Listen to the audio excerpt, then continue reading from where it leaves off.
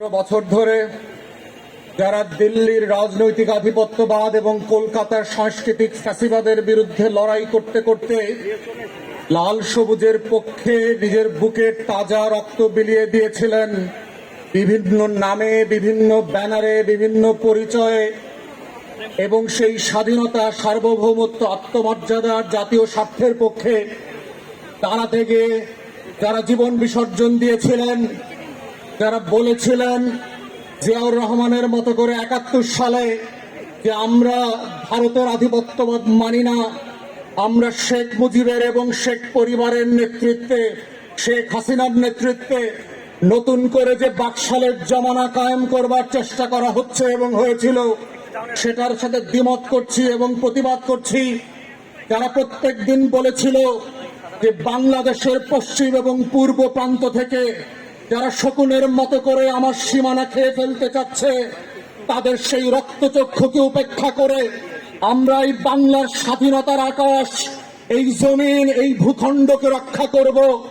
যারা এই সীমান্তের প্রান্তে প্রান্তে, মহল্লায় মহল্লায় দাঁড়িয়ে ঘোষণা করেছিল যে আজাদির লড়াই চলছে ১০০ বছর থেকে, এই আজাদির লড়াই থেকে আমরা পিছনে হটব না। বাংলার মানুষ যারা ব্যানারে ব্যানারে দলের পক্ষ থেকে এবং দল ছাড়া যারা স্বাধীনতা সার্বভৌমত্বের জন্য আবু সাইদ মুগ্ধ হয়ে ১৬ বছরে চৌধুরী আলম হয়ে, সুমন হয়ে, ভিন্ন ভিন্ন নামে যারা বুক চেপিয়ে দিয়েছিল এই দেশকে রক্ষা করবার জন্য, সেই হাজারে হাজারে গুম হয়ে যাওয়া, খুন হয়ে যাওয়া, বেফাঁস লাশের যারা কবর পর্যন্ত খুঁজে পান নাই, সেই গণ কবরের পক্ষে থেকে যারা লড়াই করেছে, সেই সংগঠন আয়োজিত আজকের এই অনুষ্ঠানে যারা উপস্থিত হয়েছেন, মায়ের ডাকের আয়োজক বৃন্দ, নেতৃবৃন্দ, যারা নায়কের মতো করে, হিরোর মতো করে সেই আর্জেন্টিনা, বলিভিয়া এবং সাউথ আমেরিকার মতো করে, মায়েদের মতো করে নতুন করে হাজির হয়েছেন বাংলার আকাশে, সেই শহীদ হওয়া, গুম হয়ে যাওয়া আবাবিলদের রক্ষা করবার জন্য, তাদের বিচারের দাবিতে সেই গুম হয়ে যাওয়া পরিবারের সদস্যবৃন্দ, মা, বাবা, ভাই বোনেরা, সন্তান সমতুল্যরা এবং আমাদের জাতীয় নেতৃবৃন্দ, বিদেশি মেহমানেরা, সবাইকে আসসালামু আলাইকুম। এই মায়ের ডাকের পরিবার থেকে আজকের আয়োজনের প্রথম বক্তব্য হচ্ছে বিচার। যেই বিচারের দাবিতে আমরা গত ১০-১২ বছর ধরে টানা রাস্তায় রাস্তায় ক্যাম্পেইন করছি, মিছিল করছি, সমাবেশ করছি, বিভিন্ন জায়গায় সরকারের পেটোয়া বাহিনীর সাথে মুখোমুখি হয়েছি।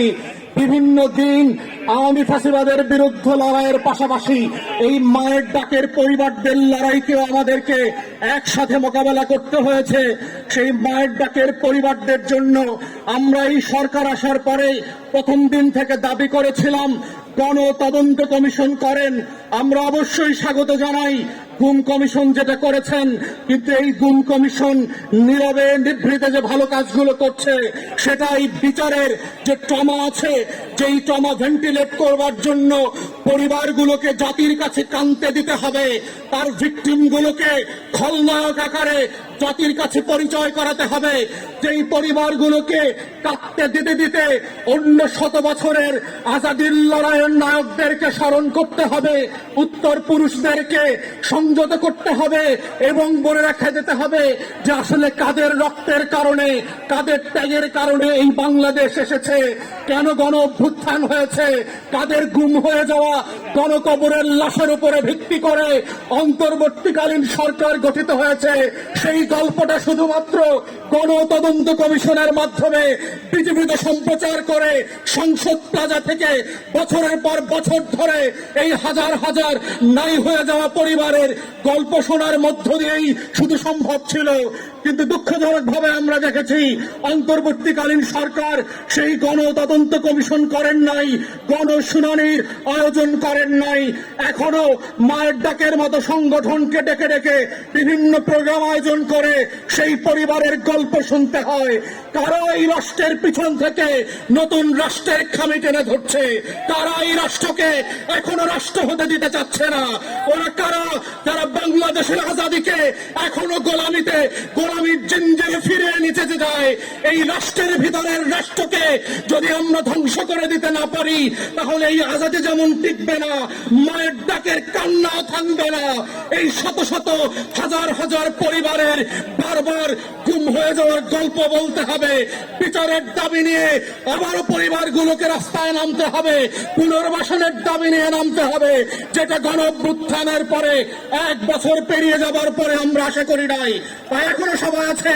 অন্তর্বর্তীকালীন সরকারকে বলছি, আপনারা যাদের রক্তের উপরে দাঁড়িয়ে, যাদের লাশের উপরে দাঁড়িয়ে, যাদের গুম হয়ে যাওয়ার বিরুদ্ধে দাঁড়িয়ে আপনারা ক্ষমতা নিয়েছেন, তাদের সেই শহীদদের গুম হয়ে যাওয়া পরিবারের কান্না শুনবার জন্য গণশুনানির আয়োজন করেন, তাদের চমকে ভেন্টিলেট করতে দেন, তাদের বিচারের ব্যবস্থা করেন এবং সরকারের বিভিন্ন বাহিনী এবং আমলাতন্ত্রের মধ্য দিয়ে স্পেশালিস্ট ইউনিট তৈরি করেন, যে ইউনিটের একমাত্র কাজ হবে শুধুমাত্র গুম পরিবারের কথা শোনা, তার গল্প শোনা, তার পরিবারের সংবাদ মোতাবেক, তথ্য মোতাবেক এই ক্রিমিনালদেরকে হাজির করা, বিচারের মুখোমুখি করা।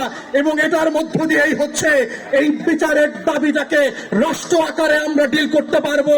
যদি এটা না করেন, এই কষ্টকে ভেন্টিলেট করবার সুযোগ না দেন, মনে রাখবেন এই বদদোয়ার অভিশাপের মধ্য দিয়ে নতুন নতুন গণ অভ্যুত্থান হবে, আপনাদের বিরুদ্ধে লড়াই হবে, সংগ্রাম হবে। এটাই আজাদির চরিত্র। এবং এই বাংলার মানুষ বারবার প্রমাণ করেছে বিচারের দাবিতে, আজাদির লড়াইতে এই দাবি থেকে তারা পিছপা হবে না। এবং সর্বশেষ বলতে চাই, এখানে মান্যবর বিএনপির মহাসচিব আছেন, আপনাদের কাছ থেকে আমরা পরিষ্কার ম্যানিফেস্টো জানতে চাই। ক্ষমতায় আসলে মায়ের ডাকের পরিবারের জন্য, গুম হয়ে যাওয়া পরিবারের জন্য, তাদের বিচারের জন্য, তাদের ইনসাফের জন্য, তারা যে আজাদির জন্য জীবন দিয়েছে, আপনারা কি করবেন? শুধু বক্তব্য দেবেন, শুধুমাত্র ভোট চাইবেন, না আপনারা বিচারের রূপরেখা দেবেন? কিভাবে এই ভেন্টিলেশন করতে দেবেন? এই ন্যাশনাল ট্রমাকে আপনারা কিভাবে অ্যাড্রেস করবেন? দুনিয়ার বিভিন্ন দেশে যেখানে গণহত্যা হয়েছে, লড়াই হয়েছে, তাদের অভিজ্ঞতাগুলোকে কাজে লাগিয়ে এক্সপার্টদের সাথে বসেন এবং এখনই অবিলম্বে আমরা দাবি করছি মায়ের ডাকের পরিবারের পক্ষ থেকে বিচারের রোডম্যাপ ঘোষণা করেন, যেন ক্ষমতায় আসার পরের দিন থেকে আপনারা কাজ শুরু করতে পারেন। আমাদেরকে যেন আবার আগামী ফেব্রুয়ারিতে, মার্চে, এপ্রিলে মায়ের ডাকের ব্যানারে রাস্তায় এসে বিচার চাইতে না হয়, আমাদের এই লাশের খোঁজ খবর করতে না চাইতে হয়। কারা কারা দায়ী, তাদের পুনর্বাসনের রাজনীতি যেন আমরা আর দেখতে না হয়। এবং এটার মধ্য দিয়ে হচ্ছে যে লড়াই চলছে আমাদের আজাদী এবং স্বাধীনতার, এই বিচার এবং পুনর্বাসনের মধ্য দিয়েই সেই সংগ্রামটা যেন শেষ হয়। এটাই যেন শেষ হয় ফেব্রুয়ারি পর্যন্ত। মায়ের ডাকের শেষ মিছিল, শেষ সমাবেশ, আমরা বাস্তব বিচার দেখতে চাই এই সরকারের কাছে এবং আগামী সরকারের কাছে। এই আহ্বান জানিয়ে আমার বক্তব্য এখানে শেষ করছি। সবাইকে অসংখ্য ধন্যবাদ। আসসালামু আলাইকুম।